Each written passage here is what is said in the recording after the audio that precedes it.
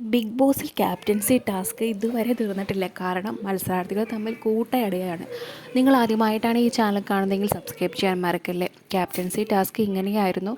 Garden ഏരിയയിൽ ഒരു സ്ക്വയറിൻ്റെ ഉള്ളിൽ നിറച്ച് ചെളി വെച്ചിട്ടുണ്ട്. ചെളിയുടെ ഉള്ളിൽ നിറച്ച് ബോളും വെച്ചിട്ടുണ്ട്. പിന്നെ അവിടെ 3 ലൈറ്റ് ഉണ്ട്.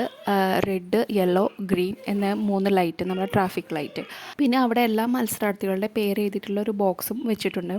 അപ്പോൾ ഇവിടെ നിന്ന് ബോൾ കളക്ട് ചെയ്തിട്ട് ബോക്സിൽ ഇടുക. അതിൽ മാക്സിമം ബോൾ കളക്ട് ചെയ്യുന്ന ആളായിരിക്കും വിന്നർ. പിന്നെ ബസർ അടിച്ചതിന് ശേഷം ഗ്രീൻ ലൈറ്റ് കത്തിയാൽ മാത്രമേ നമ്മൾ ഓടിപ്പോയിട്ട് അതിൻ്റെ ഉള്ളിൽ നിന്ന് ബോൾ എടുക്കാൻ പാടുള്ളൂ.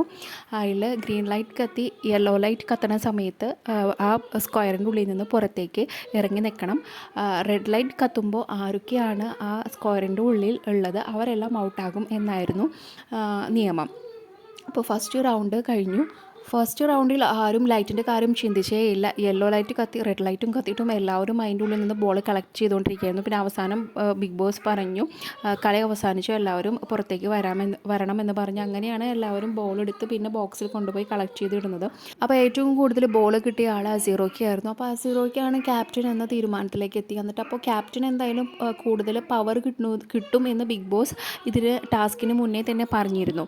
അപ്പോൾ ഈ പവറുള്ള കാരണം പവർ റൂമിലേക്ക് ആരൊക്കെ സെലക്ട് ചെയ്യണം എന്നതൊക്കെ അസീറോയ്ക്കാണ് തീരുമാനിക്കേണ്ടത്. അപ്പോൾ ഇതിനെക്കുറിച്ചൊരു ഡിസ്കഷൻ വന്നപ്പോൾ അസീറോയ്ക്ക് പറഞ്ഞു അത് തീരുമാനിക്കേണ്ടത് സിജോ ആണെന്ന് പറഞ്ഞു. അവിടെയാണ് അടിയുടെ തുടക്കം. അപ്പോൾ എല്ലാവർക്കും ഒരു ഡൗട്ട് അടിച്ചു, എന്തുകൊണ്ട് ഇവൻ സിജോയുടെ കാര്യം പറയണം. അപ്പോൾ രതീഷ് അവിടെ പറയുന്നുണ്ട്, നീ ഒരിക്കലും ആരും ഷാഡോ ആവരുത്, നീ ഇൻഡിവിജ്വലായിട്ട് നിന്ന് ഇൻഡിവിജ്വലായി പ്ലേ ചെയ്യണം, നീ വേണം ഡിസിഷൻ എടുക്കാനായിട്ട്, അതായത് സിജോ അല്ല തീരുമാനിക്കേണ്ടതെന്ന് അവിടെ രതീഷ് പറയുന്നുണ്ട്. അതിനുശേഷമാണ് ജാസ്മിൻ വന്ന് പറയുന്നത്. ജാസ്മിൻ പറഞ്ഞു സിജോ കളക്ട് ചെയ്ത എല്ലാ ബോളും അസീറോയ്ക്ക് കൊടുത്തിട്ടുണ്ട്, അതുകൊണ്ടാണ് അസീറോയ്ക്ക് ജയിച്ചിരിക്കുന്നത്. പിന്നെ അവിടെ നിന്ന് പൂര അടിയാണ് ഉണ്ടാവുന്നത്. അതിനിടയിൽ രതീഷ് പറഞ്ഞു, ഞാനിനി ഗെയിം കളിക്കില്ല, ബിഗ് ബോസ് പറയട്ടെ, ഇതിനൊരു തീരുമാനം ബിഗ് ബോസ് പറയണമെന്നാൽ മാത്രമേ ഞാൻ ഗെയിം കളിക്കുള്ളൂ. പിന്നെ ജാസ്മിനും അസീറോയ്ക്കും തമ്മിൽ പൊരിഞ്ഞടി, പോടാ പൊടി എന്നൊക്കെ വിളിച്ച് രണ്ടുപേരും ഭയങ്കര അടി. അസീറോയ്ക്ക് പറയുന്നു, നീ എന്നാ എന്നെ അടിക്ക്, അങ്ങോട്ടൊക്കെ ഭയങ്കര വഴക്കായിരുന്നു. ആക്ച്വലി ഇതൊരു അസീറോയ്ക്കുടെയും സിജോൻ്റെയും ഒരു പ്ലാനായിരുന്നു. അപ്പോൾ ഇതിന് വഴക്കിനിടയിൽ രതീഷിനോട് പറയുന്നുണ്ട് അസീറോയ്ക്ക്, യൂസ് യുവർ ബ്രെയിൻ, നീ ബ്രെയിൻ ഉപയോഗിച്ചിട്ട് വേണം കളിക്കാനായിട്ട്.